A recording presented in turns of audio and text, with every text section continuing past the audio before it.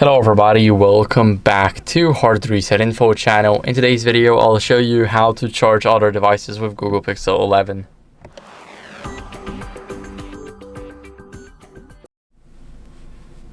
So there's no setting for it right here. So what you guys want to do is simply plug your phone into another device. So as you guys can see, I brought my iPhone in here. Now you may notice that it's not charging. So let me just quickly move this aside. Here we have an iPhone, and now we're gonna plug the cable into the Pixel.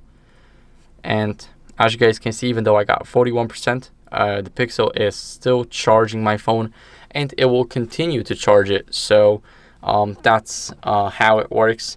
Basically, the indicator that it's charging is right here, and it's also got some fast charging.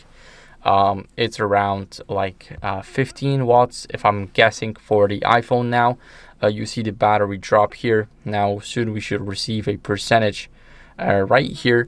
So that's how you guys can easily plug your phone and simply charge it with your Pixel. So thank you for watching. If you enjoyed this video, then make sure to leave a like, subscription, and a comment, and I'll see you in the next one. Bye.